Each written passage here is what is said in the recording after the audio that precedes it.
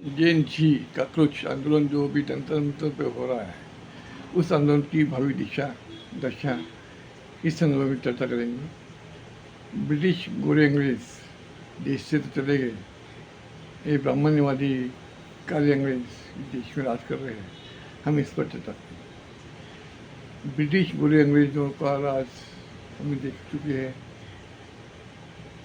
और बाद में ब्राह्मण्यवादी काले अंग्रेज हमारे भारत देश पर राज कर रहे हैं। अतः गोरे अंग्रेजों का शासन काले अंग्रेजों से कहीं पर अच्छा था। अगर ब्रिटिश गोरे अंग्रेज भारत में नहीं आए होते तो भारत का विकास नहीं हुआ। अतः भारत का विकास होने में ब्रिटिश गोरे अंग्रेजों का बहुत बड़ा अहम भूमिका रही है।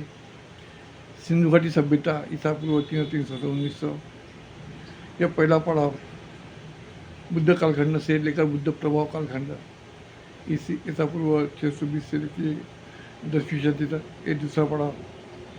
उसके बाद में महायान वैष्णव संप्रदाय द्वारा इसी 10वीं शताब्दी में शैव पंथ, वैष्णव पंथ, शाक्त पंथ का निर्माण किया गया। शंकर नाम के व्यक्ति का जन्म हुआ 850 में और 10वीं शताब्दी में वो शंकर नाम के व्यक्ति ने स्वयं को आदि शंकराचार्य घोषित कर महायान बुद्ध विहारों पर कब्जा किया, आधिपत्य किया और इसी 11वीं 12वीं शताब्दी में वैदिक धर्म ब्राह्मण धर्म की स्थापना हुई और बुद्ध धर्म की अवनति हुई। यह तीसरा पड़ाव ब्राह्मण्य अतिरेक द्वारा देश की एकता को हानि पहुंची और भारत गुलाम बना और गोरे अंग्रेजों का शासन रहा। ये चौथा पड़ाव। बाद में ब्राह्मण्य व्यवस्था का राज चला देश में। भले गोरे अंग्रेजों का शासन रहा है लेकिन ब्राह्मणों का अस्तित्व प्रभाव रहा है और उन्होंने आंदोलन छेड़ा। 15 अगस्त 1947 को भारत को आज़ादी मिली। ये पांचवा पड़ाव। लेकिन अंग्रेज इस भारत में थे तब भ्रष्टाचार नहीं था, डिसिप्लिन थी, शिस्त थी। शिक्षा का भारत में शिक्षा का प्रभाव हुआ, शिक्षा का शुरुआत हुई और जो अरूढ़ी थी, अप्रथा थी, उसको अंग्रेजों ने बंद किया। तो ये पांचवा पड़ाव के बाद में भारत में पूंजीवाद आज जो हमको दिखाई देता है, काले अंग्रेजों का शासन,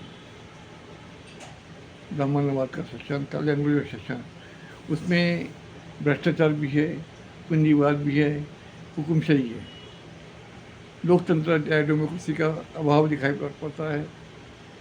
ये जो पांचवा पड़ाव, आज हम पांचवें पड़ाव में जी रहे हैं और इसी बीच हमें ये जेएनजी है, कॉकरोच वर्ग है, उन्होंने आंदोलन छेड़ा है। आगे अभी ये आंदोलन स्वच्छ भारत, सुंदर भारत, विकास भारत की ओर जाएगा या नहीं जाएगा, ये वक्त बताएगा। अगर जाता है ये छठा पड़ाव होगा। लेकिन आंदोलन ये शब्द जो है एजिटेशन, इसमें वो बोध नहीं होता, सत्य का बोध नहीं होता जो सत्याग्रह शब्द में दिखाई देता है, जो पैसिव नॉन वायलेंस मूवमेंट या रेजिस्टेंस, पैसिव रेजिस्टेंस या ट्रू पाथ मूवमेंट इसमें दिखाई पड़ता है। बाबा साहब ने कालाराम सत्याग्रह किया, युवला का पुरानी सत्याग्रह भी बाबा साहब ने किया, मोहनलाल गांधी ने नमक का सत्याग्रह किया। ये सत्याग्रह का उनका आंदोलन, उन्होंने कभी शब्दों को नाम दिया नहीं, उन्होंने सत्याग्रह नाम दिया, सत्य का आग्रह। अब ये काकरोचों का आंदोलन, शांति का आंदोलन कहा जाता है, लेकिन उनकी दिशा हम तो देख नहीं पाए हैं। उनका उद्देश्य धर्मेंद्र प्रधान का इस्तीफा दिखाई देता है। लेकिन भारत में भ्रष्टाचार है, पूंजीवाद है, हुकुमशाही है, उसके बारे में उनकी कुछ रोल दिखाई नहीं देता है। इस संदर्भ में उन्होंने कोई अपनी भूमिका तय नहीं की। अतः ये काले अंग्रेज, अब ये काले अंग्रेज, इनका जो आंदोलन है वो दबाएंगे या नहीं दबाएंगे, हम वक्त देखेंगे। लेकिन सर्वोच्च न्यायालय के सुप्रीम कोर्ट के जो जस्टिस न्यायाधीश है सूर्यकांत, इन्होंने बेरोजगार युवकों को का कुछ कहा, ये शब्द बड़ा कहना उनको बड़ा महंगा पड़ा। ऑनलाइन वो संगठन बनी और अभी वो वास्तव रूप भी ले चुकी है। आंदोलन करने के लिए लाख रुपये लगते हैं, फुकट में आंदोलन नहीं होता, आंदोलन करने के लिए लाखों रुपये का खर्च होता है। अच्छा, ये आंदोलन ये पैसा उन्होंने कहाँ से लाया, ये उन पर आरोप होते रहे। प्रशासन का मेहरबानी के होने की आरोप लगे हैं। हम इस चर्चा में नहीं जाए। सवाल आ रहा है कि जो काकरोच आंदोलन है इनकी भावी इच्छा क्या होगी। सच्चे भारत, सुंदर भारत, विकास भारत को आंदोलन कर पाएंगे, भ्रष्टाचारी भारत को वो ख़त्म कर पाएंगे।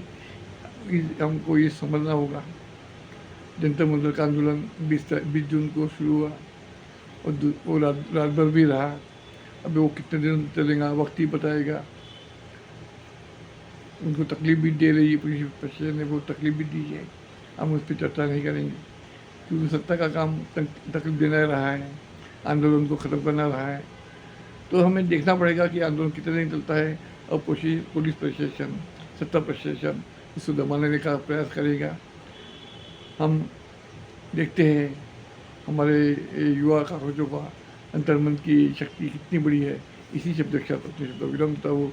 नमोदाय, जय भीम, जय भीम, जय भीम।